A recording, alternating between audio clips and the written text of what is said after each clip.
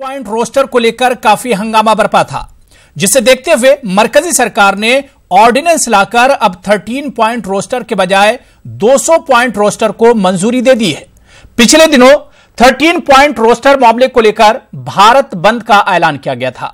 यह appeal JNU teacher association, DU teacher association और मुल्क की कई यूनिवर्सिटीज के असातिजा यूनियन, तलबा यूनियन और कुछ सियासी जमातों ने की थी।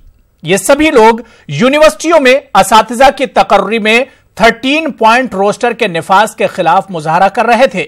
मुल्क में 13 पॉइंट रोस्टर को लेकर काफी नाराजगी देखी जा रही थी। लोग 13 पॉइंट रोस्टर को एक दर्दनाक और तासुब पसंद माजी की तरफ दौड़ से ताबीर कर रहे थे।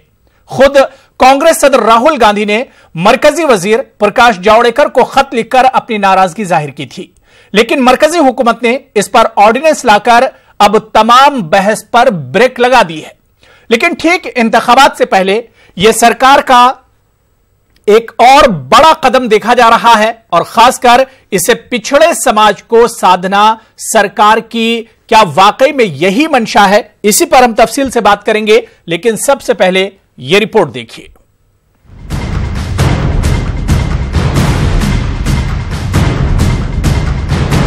थर्टीन पॉइंट रोस्टर को लेकर मुल्क में बहस छिड़ी हुई थी।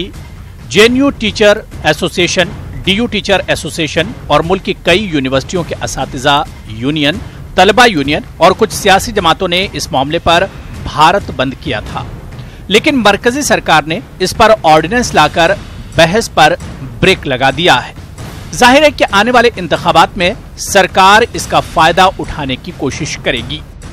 उच्च न्यायालय ने और फिर सुप्रीम कोर्ट ने एक निर्णय दिया, जिन्होंने डिपार्टमेंट का रिजर्वेशन रोस्टर करने का बात किया, उसके खिलाफ हमने एसएलपी दायर की। एसएलपी बहुत अच्छी लड़े, लेकिन फिर भी वहां वो सफल नहीं हुआ। तो उसके बाद हमने रिव्यू पिटीशन डाला और तब तक कोर्ट ने कहा था कि जब तक रिव्यू पिटीशन नहीं आता तब तक रिव्यू पिटीशन का फैसला होने के पहले सरकार ना कुछ करे।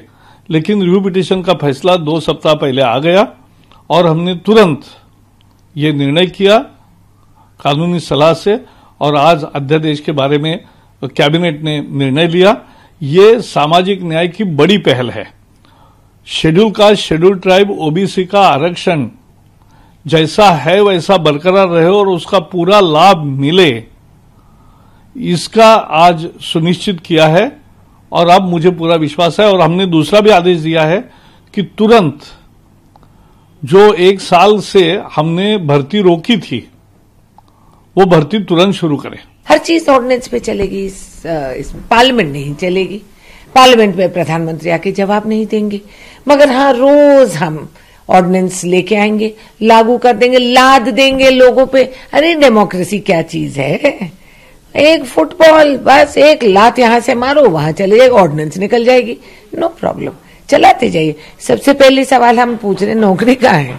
नौकरी दीजिए।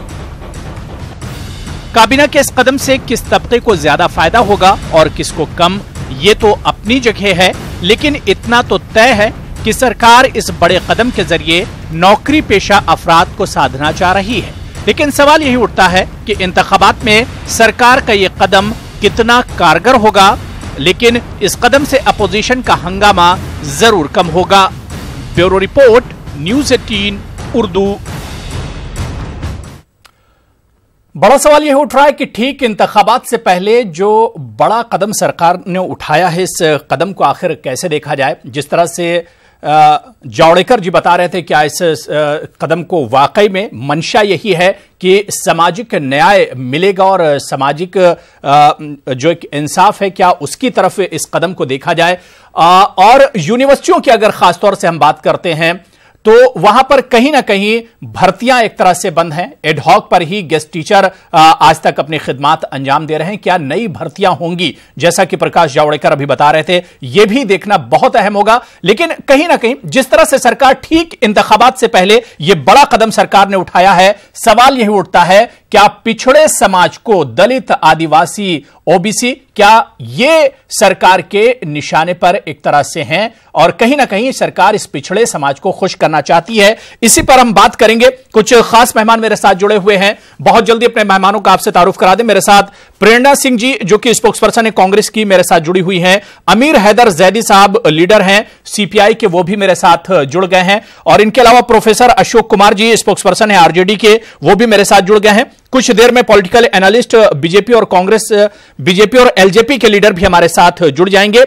तमाम मेहमानों का बहुत इस्तकबाल है। सबसे पहले प्रोफेसर अशोक कुमार जी, आपसे ही मैं शुरुआत करना चाहूंगा कि कितना अच्छा कदम है, क्योंकि लगातार आरजेडी भी मांग कर रही थी, तेजस्वी यादव बहुत उन्होंने पहल की थी कि 13 पॉइंट रोस्टर को हटाया जाए।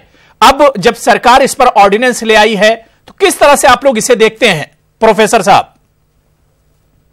देखिए, हम लोग लोकतांत्रिक देश में रहते हैं और लोकतंत्र में सीले साहब ने कहा, democracy is a form of government in which everyone has a share. प्रजातंत्र वह शासन है जिसमें प्रत्येक व्यक्ति का हिस्सा है। सही। तो हिस्सा कहाँ? देश के एग्जीक्यूटिव में, लेजिस्लेटिव में, जुडिशियरी में, देश के संसाधनों में। लेकिन ओबीसी, एससी और एसटी ये 13 पॉइंट रोस्टर लाकर इनकी हिस्सेदारी को ही, विश्वविद्यालयों से इनकी हिस्सेदारी को समाप्त कर दी जा रही थी। जबकि आरक्षण एक रिप्रेजेंटेशन का सिद्धांत है कि यह समाज जो है सभी वर्गों से मिलकर के बना है। तो समाज के सभी वर्गों का सारे चीजों में जब तक हिस्सेदारी नहीं होगी तब तक वह समाज संतुलित समाज नहीं कहलाएगा और उस समाज का विकास नहीं। सरकार ने अब जो कदम उठाया प्रोफेसर अशोक कुमार जी, वो ऑर्डिनेंस लेकर बाकायदा आ गई है, क्या अब आपको लग रहा है कि सामाजिक न्याय मिलेगा? मैं कह रहा हूं जो केवल इस ऑर्डिनेंस से सामाजिक न्याय, माने सामाजिक न्याय की सुनिश्चितता नहीं हो जाती है। ईमानदारी पूर्वक जब तक इसको नहीं लागू किया जाएगा, यह नौबत क्यों आई? मैं कहता हूं जुडिशियरी का काम है निर्मित कानून की व्याख्या करना। जुडिशियरी का मतलब यह नहीं है कि वो ऐसा कानून बना दे, ऐसा न्याय, ऐसा चीज ले आए जो सामाजिक न्याय के लोगों के साथ बिल्कुल अन्याय हो जाए। तो ये नौबत क्यों आन पड़ी? फिर जो सुप्रीम कोर्ट में ये नौबत, प्रोफेसर अशोक, ये नौबत क्यों आई, इसकी वजह भी आप ही बता दीजिए। क्या इस सरकार को, जो मौजूदा सरकार है, जो सेंटर में सरकार है, क्या नौबत इस सरकार की वजह से आई?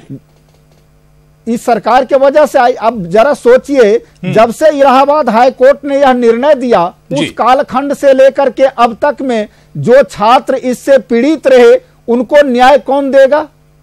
जो छात्र एमए करते हैं, पीएचडी करते हैं विश्वविद्यालयों में, कोई जब एमए करता है, पीएचडी करता है, एमए में मिनिमम उसको जो मार्क्स है वो रहता है। फिर यूजीसी के जो गाइडलाइंस है, उस नॉर्म्स को जो पालन करता है उसकी बहाली होती है। ये नहीं है कि जिस किसी की बहाली विश्वविद्यालयों में हो जाती है। तो जो छात्र उच्च शिक्षा ग्रहण करते हैं विश्वविद्यालयों में जाने के लिए, अब जो सरकार जिस तरह से नियम ले आए थे 13 पॉइंट रोस्टर, इसमें तो था जो बिल्कुल इन वर्गों के लोगों को, उसमें से किसी भी विभागवार, ये लोग विभागवार आरक्षण ला रहे थे। किसी विभाग में 2, 3, 4 पद से ज्यादा वैकेंसी नहीं आती है। नहीं, अब आधार पर जाहिर सी बात है कि ये एक मसला तो है कि जिन छात्रों का, जिन स्टूडेंट का नुकसान हुआ, आखिर उसकी भरपाई कौन करेगा? आखिर उसकी भरपाई कौन करेगा? ये एक सवाल तो जरूर बनता है। इस वक्त मेरे साथ होता था संजय सर्राफ साहब जो कि स्पोक्सपर्सन है एलजेपी के, वो भी मेरे साथ जुड़ गए हैं, और नवीन कुमार साहब भी स्पोक्सपर्सन है बीजेपी के, वो भी मेरे साथ जुड़ गए हैं। कुछ देर में पॉलिटिकल एनालिस्ट भी जुड़ जाएंगे। नवीन कुमार जी और संजय सर्राफ जी, आपका भी बहुत इस्तकबाल और वेलकम करते हैं न्यूज 18 उर्दू में। अमीर हैदर जैदी साहब, जो सवाल प्रोफेसर अशोक कुमार ने उठाया कि आखिर ये नौबत ही क्यों आई थी सामाजिक नाइंसाफ की, आज सरकार ऑर्डिनेंस लाकर कह रही कि हमने सामाजिक इंसाफ हम लेकर आए, सामाजिक जो न्याय है वो हम एक तरह से बरकरार रखना चाहते हैं। पहले सरकार को इसका ध्यान आखिर क्यों नहीं आया? देखिए, चुनाव के मौसम में तो चुनाव के मौसम में कुछ रेवड़ियां बांटना जरूरी है, उसके बाद में क्या होगा वो बात की बात है। लेकिन सवाल यहाँ ये बन जाता है, मूल सवाल जो है कि क्या इसमें ये नई भर्तियां करेंगे या जो एडॉक बेसिस पे जिन्होंने अपने जीवन काल के 15-15, 20-20 साल दे दिए उनका समायोजन करेंगे। बिल्कुल। मैं एक एग्जाम्पल देता हूं उत्तर प्रदेश का, अभी जो इन्होंने निर्णय लिया, जो फैसला लिया है, 2000 दरोगा 16 भर्ती के 6600 वैकेंसियां मौजूद थी, 25,000 दरोगा के पद खाली पड़े, 6600 का सिलेक्शन हो गया था, लेकिन इन्होंने आज 2500 का समायोजन किया। वो भी कह रहे हैं हम मई के बाद करेंगे, अप्रैल के बाद करेंगे, यानी कि चुनाव के बाद करेंगे। अब उसमें आ जाता हूं न्याय के ऊपर। दलित वर्ग की या बिछड़ा वर्ग की वहां वैकेंसियां मौजूद है, लेकिन 900 वैकेंसियां नहीं भर रहे दलित वर्ग होने के बावजूद भी। उन्हें कह दिया नहीं, अगली भर्ती में हम करेंगे, जबकि पिछली भर्ती का समायोजन अगली भर्ती में नहीं होता है। अब महिलाओं के बात कहते हैं कि ये कहते हैं कि महिला बेटी पढ़ाओ, बेटी पढ़ाओ। उसी दरोगा भर्ती के अंदर 400 कुछ महिला मौजूद थी, लेकिन पास हुई 300 कुछ। हाँ, 600 पद थे, लेकिन पास हुई 400 कुछ। लेकिन सिलेक्शन हुआ कितने का? 300 का। जो पास हो गई 400 कुछ, उन्हें भी नहीं लिया, उनमें से भी छटनी कर दी। यानी कि जो 6600 दरोगा पूरे अभ्यर्थियों को ले लेना चाहिए था 2500 वैकेंसियों पे, उनमें से 2500 को लिया है, बाकी ऐसे ही छोड़ दिया। वो भी हम अप्रैल में लेंगे। 2013 सिपाही भर्ती की अगर मैं बात करूं तो अगर प्रदर्शन करने कोई मुख्यमंत्री से मांग करने चला जाता है तो स्टेज से कहते हैं कि इनके जरा एक नाम बताइए, मैं देखता हूं ये कौन कौन है, और उन्हें बच्चों को जेल भेज दिया जाता है। तो ये सरकार के ऊपर कैसे भरोसा किया जाए? कम से कम इन्हें एक शर्म आनी चाहिए। जो गोरखपुर के अंदर 2013 जो सिपाही भर्ती के बच्चों को इन्होंने उठा के जेल में बंद कर दिया मुख्यमंत्री से मांग करने के ऊपर, उन्हें उनके मुकदमे तो तत्काल वापस करे, और जितने भी 11,000 सिपाही भर्ती के लोग हैं उन्हें समायोजन करे। नहीं तो ज़ैदी साहब, क्या सरकार के इस कदम को सिर्फ चुनाव से ही जोड़कर देखा जाए? कम से कम सरकार ने कदम तो उठाया है। सर, नियत पे शक जब होता है, जब किसी भी निर्णय आज लेती है और ये कहते हैं कि हम अप्रैल के बाद करेंगे, तो शक क्यों नहीं किया जा सकता? जब निर्णय आप कर रहे हैं, ऑर्डिनेंस आज ला रहे हैं, तो रात से क्यों नहीं लागू होता? जो इनकी मर्जी होती है कि 2000 का नोट, 500 का नोट, 1000 का नोट आज रात से 12 बजे से अनवैलिड हो जाएगा, उस पर तो आदेश आ सकता है, तो इस पे क्यों नहीं आ सकता? ये अप्रैल मई के ऊपर क्यों टालते कि साहब हम सिलेक्शन जो करेंगे वो मई में करेंगे, अप्रैल में करेंगे, अप्रैल के बाद करेंगे? तो ये सवाल यहां बन जाता है। तो ये गुमराह करने वाला ऑर्डिनेंस है और कुछ नहीं है। और दूसरे ये स्पष्ट नहीं है कि जिन लोगों ने एडॉक बेसिस पे, प्रोफेसर ने या टीचर ने या शिक्षा में जो भी है एडॉक बेसिस पे काम कर रहे हैं, क्या ये उनका समायोजन करेंगे या नई भर्तियां करेंगे? बिल्कुल जाहिर बात है कि सवाल तो इस तरह के उठते हैं। सवाल तो बिल्कुल जायज है ज़ैदी साहब। अबू हुरैरा साहब इसी उर्दू की डिबेट के अंदर बीजेपी के प्रवक्ता ने यह कहा था 2013 16 दरोगा भर्ती के बच्चों के सिपाही भर्ती के लिए कि अगर हम इनका समायोजन कर लेंगे तो अपने लोगों की भर्ती कैसे करेंगे? तो सवाल यह बन जाता है कि जिसका पहले से सिलेक्शन हुआ वो तो इनके अपने है नहीं, जो लोग काम कर रहे हैं वो इनके अपने नहीं है। इनके अपने कौन है? इनसे अपनों की परिभाषा इनसे पूछ ली जाए। ठीक है ना, ये सवाल तो जाहिर से उठता है। प्रेरणा सिंह जी, राहुल गांधी भी ने लेटर लिखा था प्रकाश जावड़ेकर को 13 पॉइंट रोस्टर को लेकर और नाराजगी जाहिर की थी। आज जब सरकार ऑर्डिनेंस ले आई है तो कांग्रेस इसे कैसे देखती है?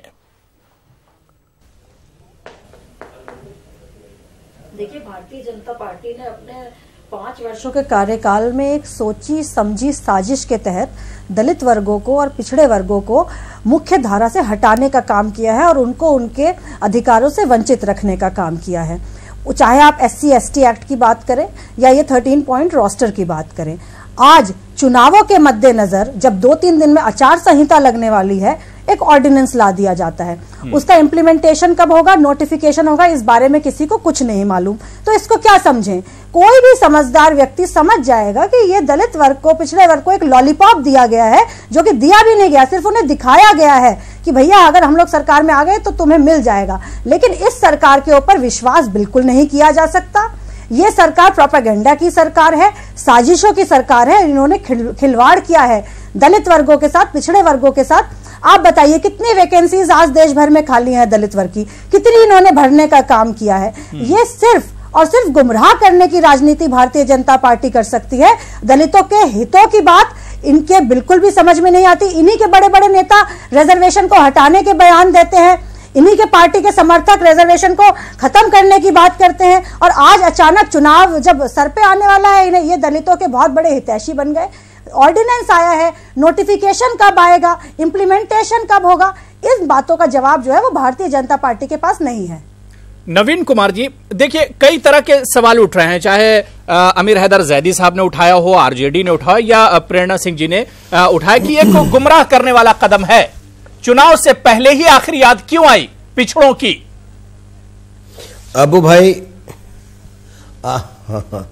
अबू भाई वैसे तो जैदी साहब आजकल केजरीवाल की तरह बोल रहे हैं, क्यों बोल रहे हैं, किस लिए बोल रहे हैं पता नहीं। विषय कोई था 13 पॉइंट का और पहुंच गए 6600 लोगों की बात पर। खैर छोड़ दीजिए, इनको माफ कर दीजिए, हमारे मित्र हैं, लेकिन कोई बात नहीं। मैं एक बात कहना चाहता हूं कि आज अरे सुनो, मैं आपके बीच में बोला थोड़ी हूं।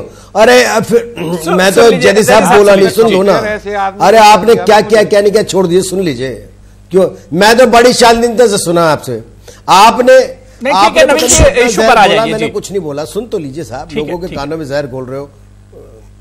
हाँ, मैं तो इशू पे ही बात करूंगा अबू भाई कि 2004 में 13 पॉइंट रोस्टर का जो ये विषय है संविधान में, ये कांग्रेस लेकर के आई और 10 साल तक उन्होंने इसको किया। फिर इलाहाबाद हाई कोर्ट ने आदेश दिया, उसके बाद इसको इंप्लीमेंट कर दिया गया इन्हीं की सरकार में। एक बार उसके बाद जो लागू कर रहा है, जो लेकर के आया, देखिए राहुल गांधी सरकार चली गई तो चिट्ठी लिख रहे मोदी जी को कि भाई इसको हटा दीजिए, ठीक करिए, 200 पॉइंट पे लेकर के आइए। अरे भैया आपने लेके क्यों आए थे? आप दलितों के हमको विरोधी बता रहे हो, आप कितने बड़े हितैषी तो आपने साबित कर दिया। फिर आप बता उसके बाद अरे आपने लागू क्यों किया था भाई? बीच में क्यों लागू किया था? क्यों लेकर के आए थे 2004 में? तो इसलिए मैं यही बता रहा हूं ना, क्यों लेकर के आए, जो लेकर के आए वही चिट्ठी लिख रहे हैं। फिर मैं एक बात कहता हूं, चलो सरकार ने इसको, अब सरकार ने 2200 पॉइंट रोस्टर को लागू कर दिया, इतनी पीड़ा हो गई आपके पास। ना लिख के विपक्ष जो आप लेकर के आए थे, उसको हटाने की मांग जब 5 मार्च को लोगों ने की तो अब क्या? अरे विपक्ष में जो लोगों बहुत हुई, आप लोगों ने ये उठाया नवीन कुमार जी, सरकार ने नवीन कुमार जी बहुत देरी से उठाया है। कहा तो जा रहा है कि कैबिनेट की आखिरी, सरकार की आखिरी मीटिंग थी कैबिनेट की। अगर आप नहीं हितैषी थे तो आपको पहले करना चाहिए था, कितनी हुई और ऑर्डिनेंस हुआ है, इंप्लीमेंटेशन कब होगा इस बात का जवाब दे दीजिए। जो कांग्रेस लेकर आपको सिर्फ एक चुनावी मुद्दा चाहिए था, लॉलीपॉप देने का काम आपको किया है। तो कह रहे क्यों हटाया? सवाल पूछ लेते आपने कांग्रेस, अरे आप तो ये लॉलीपॉप लेकर गए लोगों को, आप कह रहे हो कि आप लेके क्यों आए थे भाई? आपने क्यों? यही लोग थे जो वाम दल के लोग हैं या कांग्रेस के लोग हैं, इन्होंने यही लेकर के आए।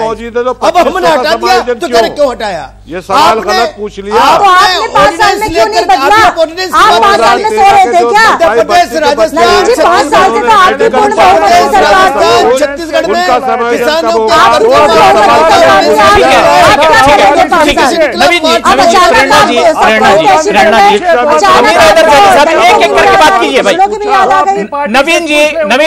नवीन कुमार जी, अमीर हैदर जैदी साहब, प्रेरणा जी, मैं जितने पैनलिस्ट है मैं कहूंगा एक एक करके बात करें। जिसे अपनी बात रखती हूँ वो हाथ उठा ले, मैं उसे मौका जरूर दूंगा, लेकिन इस तरह से बाजार बनाएंगे तो मजा नहीं आएगा। डिबेट में निकलकर भी कोई नहीं आएगा। आज किसी नेशनल चैनल ने ये इशू नहीं उठाया है, कोई भी आज किसी चैनल ने ये इशू नहीं उठाया और बहुत अहम इशू है। बिल्कुल अबू रहमान साहब, आपका बहुत बहुत शुक्रिया। मैं इसलिए कह रहा हूं कि यहां से कोई मैसेज जाना चाहिए, यहां से कोई मैसेज जाना चाहिए। इसे सियासी मत बनाइए, सियासी अखाड़ा मत बनाइए। नवीन जी, सियासी अखाड़ा मत बनाइए। सुन लो, मैं क्या कह रहा हूं, मैं कह रहा हूं जो सवाल किया जा रहा है उसका जवाब दे दीजिए। पहले सब बीच में क्यों बोलने लगे? ये नवीन जी, के कांग्रेस के लोग क्यों बोलने लगे? नवीन जी, कांग्रेस का सवाल है कि 5 साल में आपको पिछड़ों की याद क्यों नहीं आई? आवश्यक्ता होती है, ये स्वच्छ पानी में तो खिलता ही नहीं। नवीन जी, अगर आप झूठ बोलेंगे, जनता को गुमराह करने का काम करेंगे तो हम बीच में बोलेंगे। आप सच बोलिए, कोई आप झूठ बोलेंगे तो हम बोलेंगे बीच में, हम आपको झूठ नहीं बोलेंगे। चाहिए राजनीति के अंदर। हम आपको कांग्रेस के लोग ये कानून लेकर गए थे और आज उनके हितैषी बन रहे हैं। बहुत आप लोगों ने गुमराह कर लिया, बहुत गुमराह कर लिया आपने जनता को। अरे तो क्यों लेकर गए थे आप कानून? ये आप क्यों कानून लेकर गए थे? बोले माफी मांगिए, कानून आज हटाया तो सही हटाया, ये कानून हटाया सही हटाया नहीं हटाया? पहले बताइए, अगर सही हटाया तो माफी मांगिए, गलत हटाया तो बोलिए कि गलत हटाया। बताइए, आप अब तक सो रहे थे क्या?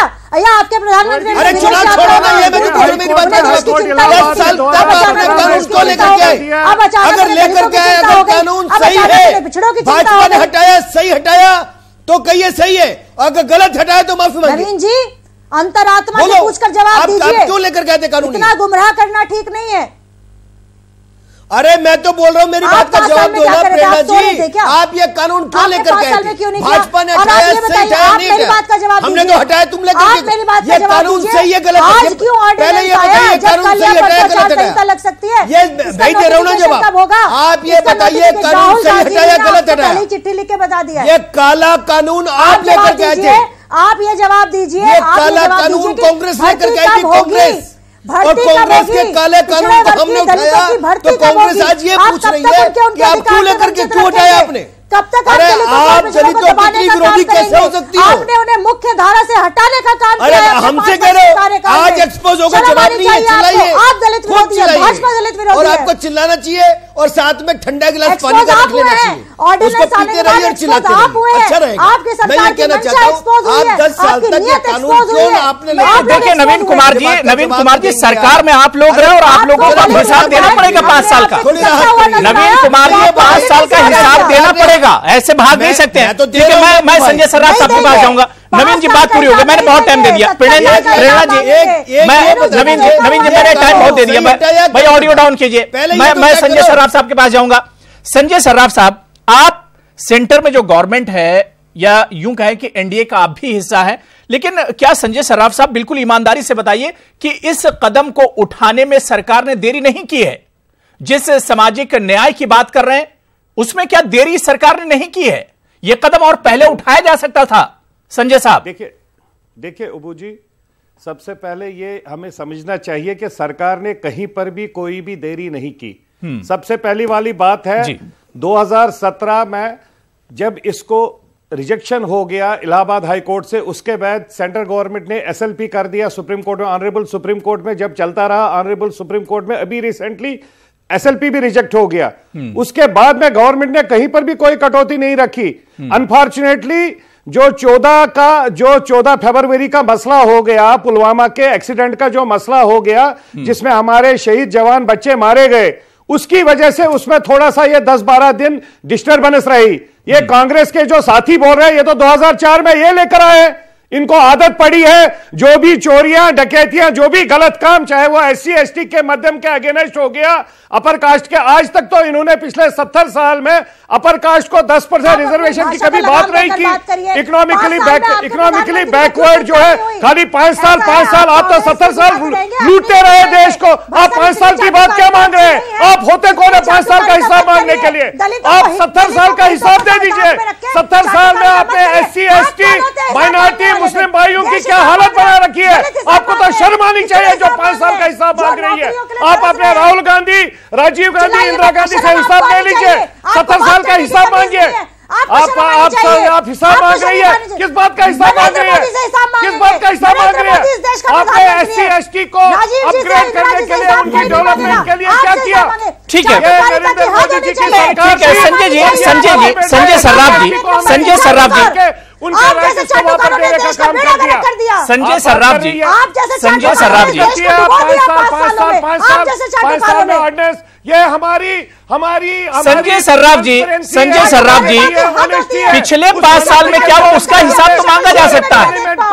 आज अगर संजय सर्राफ जी, ऑर्डिनेंस को पास करके हमने, संजय सर्राफ साहब, संजय सर्राफ जी, मैं कह रहा हूं कि पिछले 5 साल में क्या हुआ, 4.5 साल में, उसका हिसाब तो मांगा जा सकता है। अगर उसका हिसाब मांगा जा रहा है तो उस पर बुरा नहीं लगना चाहिए।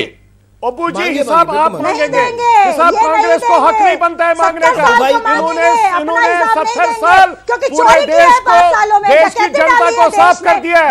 ये है वो राइट, कांग्रेस का कोई हक नहीं बनता है हिसाब मांगने का। हिसाब आप मांगे एज जर्नलिस्ट, हिसाब देश का प्रोफेसर साहब मांग सकते हैं। आज के इश्यू में अगर सबसे बड़ा जो मसला है वो यही है कि भर्तियों का अमल, वैकेंसीज को आप देख लीजिए कि खाली पड़ी हुई है, इसकी तरफ सरकारें ध्यान नहीं दे रही है। क्या यह मसला हल होगा सरकार के इस कदम के बाद? देखिए, सरकार जो है शिक्षित बेरोजगारों के प्रति, आपकी आवाज नहीं सुनाई पड़ रही है। जी नहीं, आपकी आवाज मुझ तक पहुंच रही है, बोलिए, आप कंटिन्यू कीजिए। जी, ये सरकार जो है पिछड़ा, जो केंद्र की सरकार है, पिछड़ा विरोधी है, दलित विरोधी है, आदिवासी विरोधी है।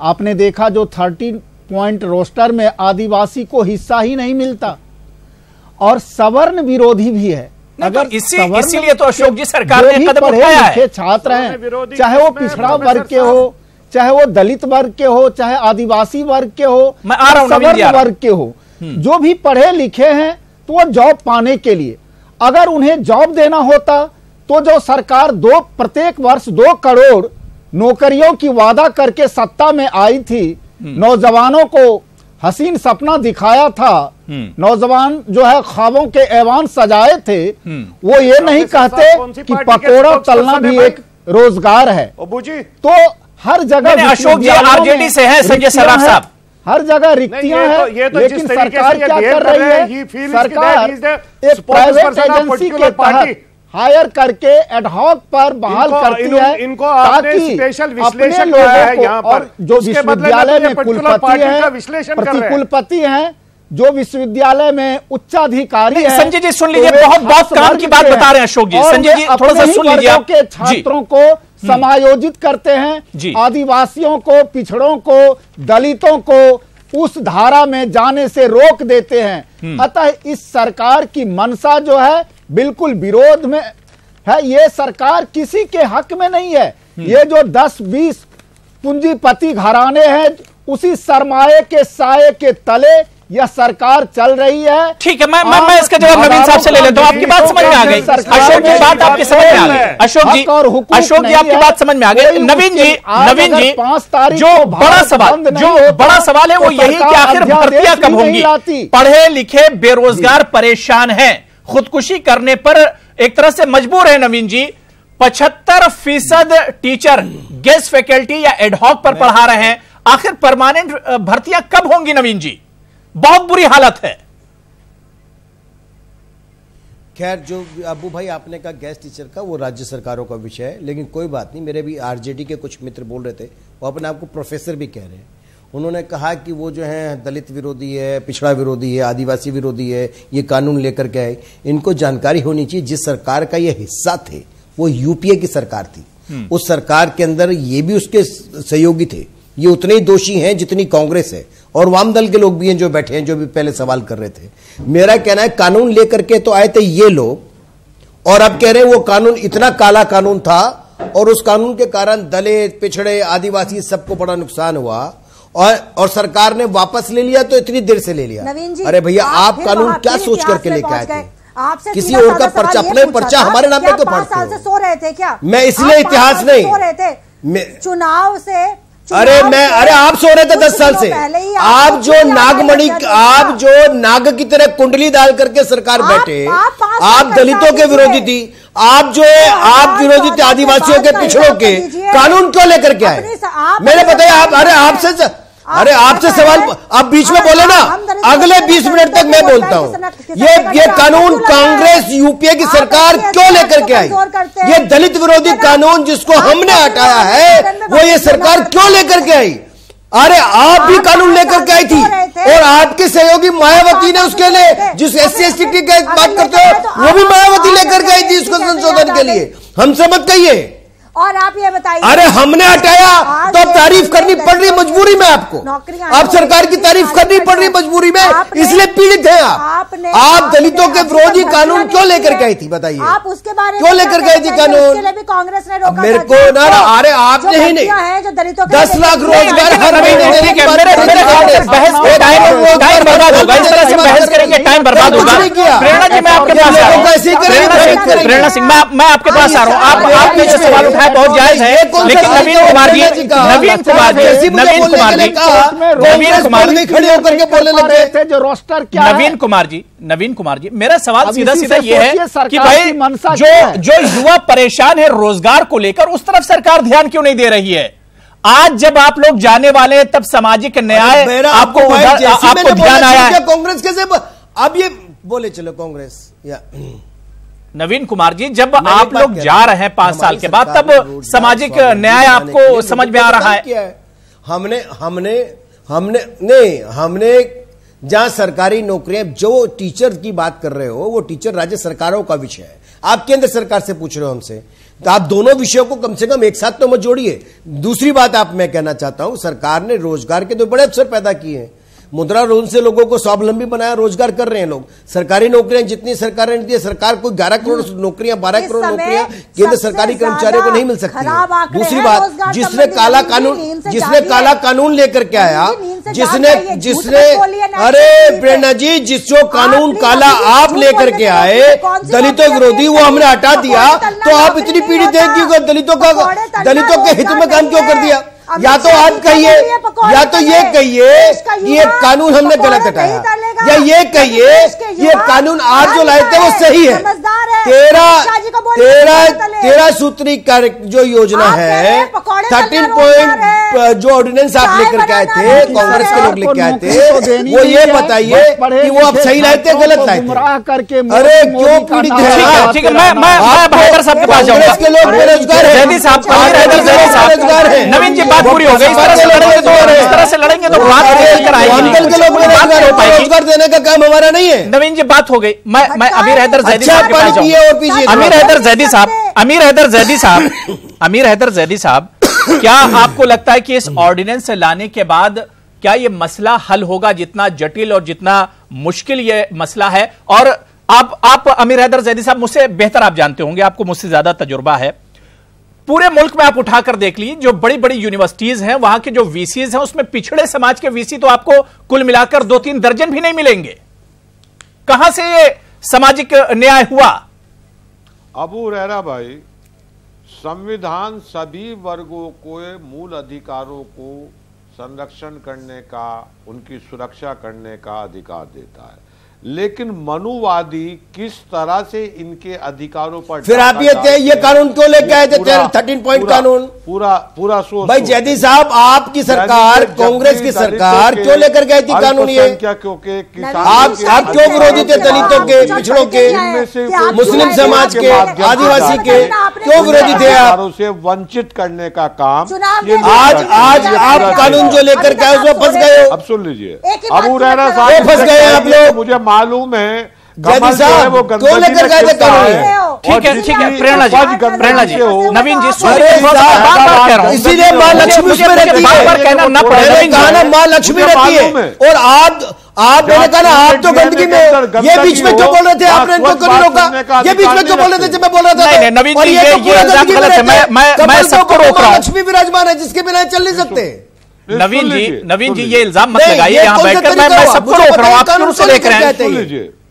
अब सुन लीजिए नवीन जी, सुन लीजिए, फिर बताइए। प्रेरणा जी, सुन लीजिए। प्रेरणा जी, मैं आ रहा हूँ आपके पास, मैं आ रहा हूँ। काला कानून लेकर के आए ये लोग। नहीं, ठीक है, देखिए काम की बात बता रहे हैं, सुन लीजिए थोड़ा सा जैदी साहब को। जी देखो, सुन लीजिए, बीजेपी के लिए एक ऑक्सीजन ये मिल जाता है, बीजेपी से जब सवाल करे कांग्रेस, तो कांग्रेस अगर बीजेपी की चोरियां गिनाती है तो बीजेपी कांग्रेस की डकैतियां गिना देती है। इसमें कोई दो राय नहीं है। अगर इस वक्त कहना चाहिए कोई भी अगर दलितों की डकैती में आप भी शामिल थे कांग्रेस के साथ, और आपसे सवाल पूछा है, इसमें कांग्रेस अपनी जिम्मेदारी जो आरजेडी कांग्रेस के जो बड़े डकैत हैं वो डकैती हम बता रहे हैं। हमने कौन सी दलितों को चुनाव से वक्त में दलितों की ये कहना चाहिए पैर धो सकते हैं, लेकिन 5 साल तक कांग्रेस ने चुनाव से पहले शरणों को 10% आरक्षण देने का ऑर्डिनेंस पास किया और 3 दिन बाद उड़ गया। चुनाव से पहले ये किसानों को अंधाता ये सब आप लोग कराने वाले हो। 5 साल तक दलितों का दुश्मन भी आप ही लोग हो। पर वही किसान अपना मलमूत्र पीता, किसानों को मध्य प्रदेश, राजस्थान, छत्तीसगढ़ में आज तक कर्जा माफ नहीं किया, चोन नहीं बताते, और कहा कि मार्च 2020 के बाद देंगे। बेरोजगारों पर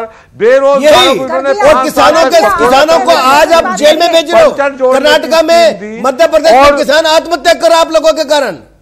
अरे सुनिए यार, मुझे मालूम है आपका रूट कीचड़ से निकलता है। कमल जो है वो मैं वही करूं, मध्य प्रदेश, राजस्थान, छत्तीसगढ़ की बात करो ना। देखिए डिबेट पर आइए। नवीन जी, अमीर हैदर जैदी साहब, लक्ष्मी रहती है। नवीन जी लक्ष्मी के बिना कुछ देखिए, नहीं है। डिबेट के बाहर मत जाइए, पर्सनल उस पे मत जाइए, डिबेट से बाहर मत जाइए। कमल कहां से निकलता है, कहां घुसता है, क्या होता है, इस पर मत जाइए। नहीं नहीं, डिबेट पर रहिए, डिबेट पर रहिए। बहुत अहम इशू है, बहुत अहम इशू है। डिबेट के बाहर मत जाइए। नवीन जी, आप तो बहुत सीनियर डिबेटर हैं, कमेंटेटर हैं फिर भी, और अमीर हैदर जैदी साहब, आपसे भी यही रिक्वेस्ट है, डिबेट के बाहर मत जाइए। जैदी साहब, डिबेट के बाहर मत जाइए, टाइम कम है मेरे पास। नहीं जा रहा हूं, लेकिन एक कड़वी सच्चाई बता रहा हूं। ये संविधान ये कहता है कि संविधान के भारत में रहने वाले हर नागरिक के अधिकार सुरक्षित है, लेकिन जब अल्पसंख्यकों को, दलितों को या गरीब वर्ग को कोई अधिकार दिया जाता है, काला कानून लाने वालों की निंदा कर दीजिए। तो इनमें से ही कोई ना कोई मनुवादी काला कानून लाने वालों की जैसा निंदा करिए, ताकि वो यूपीए के लोग वंचित रहा जा सके। ये तो संविधान की मजबूरी निंदा तो कर दो। जो आज इस समाज को अधिकार दिए जा रहे हैं। मेरा सवाल साहब, अब तो निंदा कर दो। आप तो कह रहे हो कि के साथ क्या हुआ? अरे आपकी पार्टी वाले नहीं सुन रहे। हुआ, कम से कम हम तो लोगों को चुनाव है तो दलितों के पैर धोने के लिए मजबूर हो गए। क्या हम तुम्हारे पैर धोते? ये काला कानून लाने वालों के खिलाफ आज आप कम से कम उनकी मजम्मत को ठीक है नवीन जी, जो सवाल अमीर हैदर जैदी साहब से आप कर रहे हैं वही मैं पूछ लेता हूं। ठीक है जैदी साहब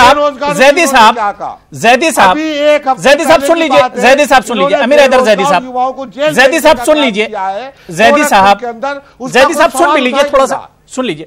जैदी साहब, मैं ये कह रहा हूं, जो बहुत देर से सवाल नवीन आपसे कर रहे हैं कि ये भी कड़वी सच्चाई ये भी है कि ये देन जो है 13 पॉइंट रोस्टर या 200 पॉइंट रोस्टर, ये जो भी देन है ये कांग्रेस की देन है, यूपीए की देन है ये।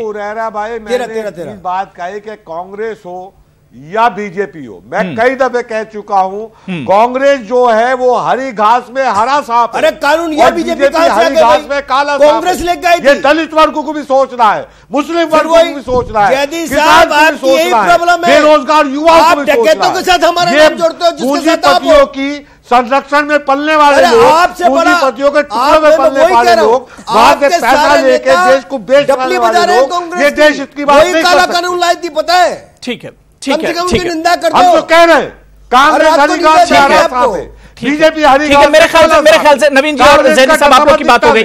प्रेरणा जी, मैं संजय जी आपके पास जा रहा हूं, बहुत देर से आप इंतजार कर रहे हैं।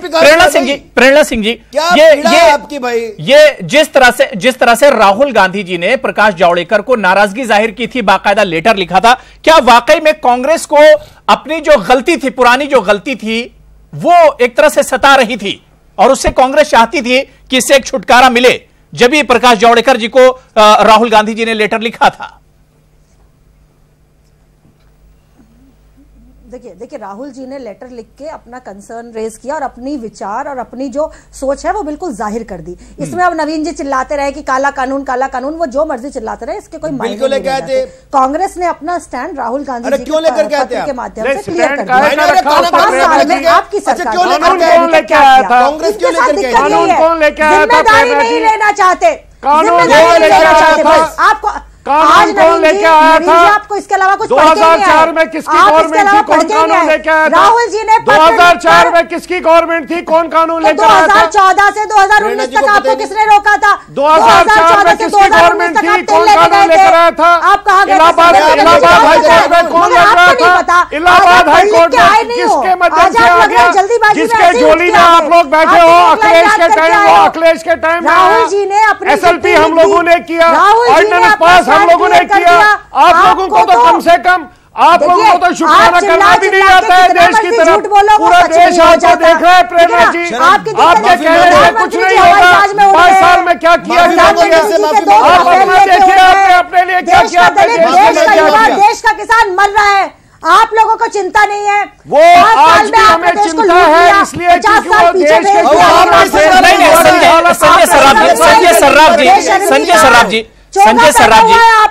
संजय सर्राफ जी सवाल इस वजह से आप लोगों पर बन रहा है कि पिछले 5 सालों में क्यों नहीं याद आया? पिछले 5 सालों में पिछड़े दलितों, आदिवासियों, ओबीसी की याद क्यों नहीं आई? संजय जी, ओबू जी बात सुनिए। काला कानून लाने वालों को क्या सजा मिलनी चाहिए अबू भाई? काला कानून कुछ और कहे ही नहीं, कुछ और कहने के लिए है ही नहीं। नवीन जी के पास कुछ और कहने के लिए है ही नहीं, कुछ और आता ही नहीं है, कुछ और पढ़ के नहीं है, कुछ और सिखाया ही नहीं गया। काला कानून, काला कानून, काला कानून, पूरा 1 घंटा निकाल दिया। ठीक है, प्रेरणा जी सुन लीजिए। संजय सर्राफ जी बोल रहे हैं, मैं नहीं बोल रहा, सुनो संजय सर्राफ जी, संजय सर्राफ जी, संजय सर्राफ जी, ठीक है प्रेरणा जी, बात हो गई, मैं आ रहा हूं। संजय सर्राफ जी, आखिर पिछले 5 साल में आप लोग को दलितों की याद क्यों नहीं आई थी? पिछड़े आदिवासी जो, इनकी याद क्यों नहीं आई? सवाल तो इस पर भी बनता है। अबू जी, कौन कहता है हमें याद नहीं आई? अगर ये कोर्ट में केस चल रहा था, ऑनरेबल हाईकोर्ट इलाहाबाद ने हमारे अगेंस्ट में ऑर्डर दे दिया था। जो इनकी गलतियां है, हम लोग कोर्ट में गए और कोर्ट के माध्यम से हम लोगों ने इलाहाबाद में कोशिश की, वहां हमारा डिसीजन हमारे अगेंस्ट में निकला। अगर उसके बाद हम सो जाते तो हम लोग के ऊपर ये बढ़ जाती थी कि भाई हम लोगों ने इस पर कार्रवाई नहीं की। उसके बाद हम ऑनरेबल सुप्रीम कोर्ट में चले गए, हमने एसएलपी डाल दिया ऑनरेबल सुप्रीम कोर्ट में, ऑनरेबल सुप्रीम कोर्ट ने एसएलपी रिजेक्ट कर दी। जस्ट 20-25 दिन पहले अनफॉर्चुनेटली जो कश्मीर में हमारा हादसा हो गया, हमारे बच्चों के साथ जो टेररिज्म अटैक हो गया, उसके चक्कर में 1 हफ्ता या 10 दिन में हम लोगों की कैबिनेट मीटिंग आ गई। उस कैबिनेट मीटिंग में हम लोग ने ऑर्डिनेंस पास कर दिया। अब कहां पर हमने देरी की? 2004 में चोरियां इन्होंने की, डकैतियां इन्होंने की, गलतियां इन्होंने की, उसको सुधार हम रहे हैं। हमारे एससी एसटी ओबीसी को हम लोग वापस उनकी इज्जत आबरू वापस दे रहे हैं। उनके स्कूलों कॉलेजों में जितनी भी दिक्कतें हो गई थी, नहीं, लेकिन बहुत देर से कर रहे हैं, लेकिन बहुत देर से याद आई मेहरबान, जो बहुत देर कर दी मेहरबान ने, उसके लिए भी प्रॉपर उसके लिए भी संजय सर्राफ ने, लेकिन देर बहुत कर दी आप लोगों ने, लेकिन देर बहुत कर दी। मैं प्रोफेसर अशोक जी आपके पास आना चाहूंगा। हम आपका प्रोफेसर अशोक जी आभार व्यक्त करेंगे। उत्तर प्रदेश का मामला है 2000 दरोगा, 2016 के दरोगा भर्ती 66 तो अभ्यर्थियों का समायोजन करा दीजिए, सिपाही भर्ती 2013 का समायोजन करा दीजिए, बीएड टीचर का करा दीजिए, बीटीसी का करा दीजिए, 400 उर्दू टीचर का कर दीजिए। यकीन मान लीजिए सारी जनता को इकट्ठा करके मैं आपका आभार व्यक्त करूंगा और रिकॉर्ड कहता हूँ। ठीक है नवीन जी, ठीक है आप करिए तो, लेकिन आप करेंगे नहीं, किस तरह से आपका शुक्रिया अदा किया जाएगा? देखिए इस तरह से होगा, इस तरह से होगा नवीन जी। संजय जैदी साहब, देखिए मैं अशोक जी के पास जाऊंगा, सबका ऑडियो डाउन कर दीजिए, मैं अशोक जी के पास जाऊंगा। अशोक जी, प्रोफेसर अशोक जी, क्या जो वादा अब किया जा रहा है कि भर्तियां शुरू होंगी, जो वैकेंसीज खाली उन्हें भरा जाएगा, पिछले 5 साल में, बल्कि चुनाव के वक्त 2014 में मोदी जी ने कहा था 2 करोड़ नौकरियां देंगे, वैकेंसीज निकलेंगी, वो वादा तो पूरा नहीं हुआ। अब जाते जाते चुनाव के वक्त जो वादा किया जा रहा है कि फिर से भर्तियां शुरू होंगी, क्या इस वादे को माना जाए? क्या इस पर यकीन और भरोसा किया जाए? अशोक कुमार जी, सरकार सुनिए, सरकार की कोई क्रेडिबिलिटी 13 पॉइंट का कानून जो आप लाए थे, क्या वो सही था गलत? ये बताइए अशोक जी। कुमार जी, आप प्रोफेसर हैं, अशोक जी जवाब रखिए कम से कम, नौजवानों क्रेडिबिलिटी छोड़िए, आप अपनी क्रेडिबिलिटी रखिए प्रोफेसर साहब। और जो बीजेपी के भाई साहब बोल रहे हैं जो हम अपनी गलतियां सुधार रहे हैं, ये गलतियां नहीं सुधार रहे हैं, ये तो देश का प्रखर विरोध को देख करके घबरा करके ऑर्डिनेंस लाए हैं और इनकी मंशा नौकरी क्रिएट करने की नहीं है। इनकी मंशा नौकरी क्रिएट करके समाज, जो देश के पढ़े लिखे नौजवान हैं, जो उच्च शिक्षा प्राप्त किए हैं, उसे समायोजित करने की नहीं है। देश के पढ़े लिखे नौजवानों को गुमराह करके मोदी का नारा लगवाने की इनकी मंशा है। अरे कानून और देश के नौजवान जो है, पढ़े लिखे नौजवान इनकी सच्चाई को अब जान चुके हैं। बार बार आप भावनाओं में भटका करके देश के नौजवानों को भावनाओं में भटका करके उनका मत हासिल नहीं कर सकते हैं। सच्चाई यह है भाई साहब। नवीन जी सुन लीजिए, नवीन जी सुन लीजिए थोड़ा सा, नवीन जी थोड़ा सा सुन लीजिए। कुछ नहीं है, भटकी हुई नवीन जी अभिव्यक्ति है, सुनने की भी क्षमता रखिए थोड़ी सी। नवीन जी थोड़ा सा सुन लीजिए, जज्बात से खेला, सुन लीजिए, लगातार बोलते रहेंगे आप थक जाएंगे नवीन जी। और उसका खामियाजा आने वाले चुनाव में इस सरकार को भुगतना पड़ेगा। देश में जरा सोचिए, किसी भी संस्था में आप सर्वे करा लीजिए, आज कितने प्रोफेसर पिछड़े वर्ग के, दलित वर्ग के या आदिवासी वर्ग के हैं। नवीन कुमार जी, ठीक है अशोक जी आपकी बात हो गई, अशोक जी आपकी बात पूरी हो गई। नवीन जी देखिए, यूपी से इस वक्त बड़ी खबर आ रही, मैं अपने टीवी स्क्रीन पर ब्रेकिंग पे देख रहा हूं, जहां कांग्रेस ने 4 उम्मीदवार उतारे, उनमें से 3 मुस्लिम उम्मीदवार हैं। 4 नामों का ऐलान किया, 3 मुस्लिम उम्मीदवार हैं। क्या इसे सामाजिक इंसाफ नहीं कहेंगे नवीन कुमार जी? कांग्रेस, देखिए कांग्रेस बिल्कुल, हम तो पहले से कह रहे हैं साहब, और बड़ा बड़ा जोर जोर से कह रहे हैं, मुस्लिम पुरुषों की पार्टी कांग्रेस अपने ही लोगों को उतार रही है समाज के। हमने भी तो सामाजिक समरसता लेकर के आए थे, वहां पर सारे के सारे उम्मीदवार 80 उम्मीदवार उतारे थे, जीत करके आए थे 73 भारतीय जनता पार्टी के। हिंदू मुस्लिम उसमें कहां से आया? क्या वहां मुस्लिम बहुल क्षेत्र नहीं था जिसने वोट दिया? मैं यही कह रहा हूं कि कांग्रेस की स्थिति यही है। और मेरे अशोक भाई साहब जो बोल रहे थे आरजेडी के नेता, मैं उनसे कह रहा, अरे छोड़ो जैदी साहब, आप तो बोलो मत, आप तो बिल्कुल ही मत बोलो। अरे आप तो भैया रहने दो, आप तो मुसलमानों के भी विरोधी हो। मेरे को ये कहना है, मेरा ये कहना है, अशोक जी अभी आरजेडी के नेता जो बोल रहे थे कानून तो वो लेकर के आए, मुझे बताओ कि अरे आपकी नफरत हमको नहीं है, नफरत आप लोगों को है। आपने मुसलमानों को नवीन जी कंटिन्यू शुरू से आप बोल रहे हैं। नवीन जी थोड़ा सा आराम कर लीजिए, थोड़ा सा रेस्ट ले लीजिए। नवीन कुमार जी कंटिन्यू आप बोल रहे हैं, थोड़ा सा रेस्ट ले लीजिए। मैं जैदी साहब आपके पास आऊंगा। जैदी साहब आप क्या करेंगे? जैदी साहब आगे आप क्या कर पाएंगे? कुछ नहीं। ठीक है अशोक जी बात हो गई। जैदी साहब लेकिन सरकार के इस कदम पर, इस मंशा और इस नियत पर कितना भरोसा करेंगे? क्योंकि सरकार लगातार शुरू से कह रही है कि 2019 अप्रैल से इसे लागू किया जाएगा। मतलब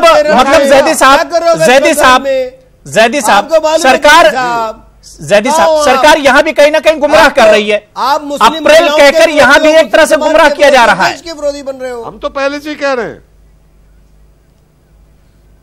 लगातार गुमराह किया जा रहा है। नवीन जी, जिस तरह से आप कह रहे हैं कि अप्रैल से लागू किया जाएगा, आपने सोचा सुना होगा, हमने कहा है कि ये ऑर्डिनेंस गुमराह करने का वाला है, क्योंकि जो हर काम ये स्पष्ट है, उसके चुनाव के बाद करना, कांग्रेस जो काला कानून लेकर के आई थी, किसानों को 6000 उस काले कानून को हमने खत्म कर दिया। अब 2000 देंगे, नहीं ठीक है, उसके बाद छोड़िए नवीन जी छोड़ दीजिए। नवीन जी सब भूल जाइए, अब इस ऑर्डिनेंस पर आ जाइए। नवीन जी की बात करेंगे, वो भी 22 में करेंगे। नवीन जी मैं ये कह रहा हूं, सब भूल जाइए। नवीन जी कांग्रेस ने क्या किया, यूपीए के दौर में क्या हुआ, आपने 5 साल में क्या किया, सब भूल जाइए। शुरुआत अब यहां से कीजिए कि आप लोग ऑर्डिनेंस लेकर आ गए हैं, ऑर्डिनेंस अब ले आए हैं, लेकिन वादा जो आप कर रहे हैं वो अप्रैल का कर रहे हैं कि लागू अप्रैल में किया जाएगा। क्या यह गुमराह करने लायक नहीं नवीन जी? इसमें नोटिफिकेशन में ओपू जी, इसमें नोटिफिकेशन में टाइम तो लग जाएगा, 2-4 नोटबंदी क्यों होंगे रातों रात?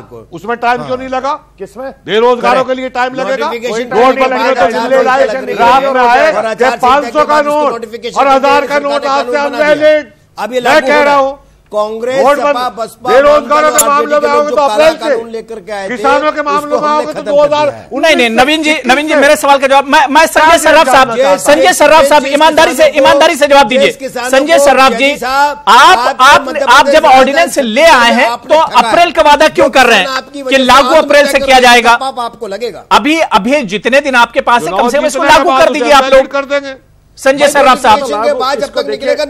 देखिए इसको लागू अभी हो जाएगा, इसमें कोई अप्रैल की बात नहीं है। अभी तक कोई आचार संहिता लगने पर लागू नहीं होते। ऑर्डिनेंस कल पास हो गया है, वो लागू हो गया, कल से ही लागू हो गया, उसमें तो कोई सेकंड थॉट ही नहीं है। आपने आचार संहिता लगने से 2 दिन पहले किया क्यों? क्लियर कर दिया, जो चीज क्लियर कर दिया, उसके बाद में अप्रैल की क्या बात हो गया? बिल्कुल बात है, किसानों के लिए तो लिखा हुआ है, बिल्कुल 6000 देंगे, लेकिन कब से देंगे? कानून आगे 2000 आप देंगे, 2021 से 6000 दिखाइए, आप ऑर्डर दिखाइए। ठीक है सर्राफ जी बात पूरी हो गई, सर्राफ जी बात पूरी हो गई, जैदी साहब आपकी बात हो गई।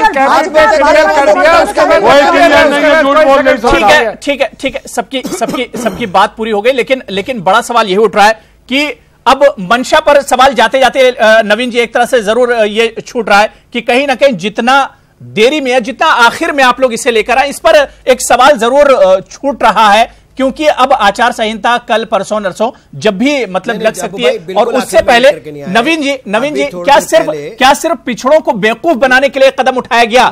दलित आदिवासियों को सिर्फ उनका वोट चाहिए, सिर्फ उनका वोट चाहिए। अब तो दलितों के पैर भी धोएंगे जाके, बाकी ऊना के अंदर दलितों के साथ क्या हुआ है पूरे देश में जाना, हरियाणा के अंदर दलितों के घर, इलाहाबाद हाईकोर्ट के फैसले के बाद सर्वोच्च न्यायालय के कैंसिल होने के 4 दिन के बाद ही हम लेकर के आ गए। अब ये लोगों को सुनने नहीं देंगे, क्योंकि काला कानून लाने वाले ये लोग हैं, ये दलितों के सबसे विरोधी ये लोग हैं, किसानों के जो हत्यारे भी ये लोग हैं। आज इस देश के अंदर जो लोग भुखमरी से मरे उसके जिम्मेदार ये लोग हैं, और हम सही बात बोले तो चिल्लाना शुरू कर देते ताकि जनता के बीच में हमारी आवाज ना पहुंचे।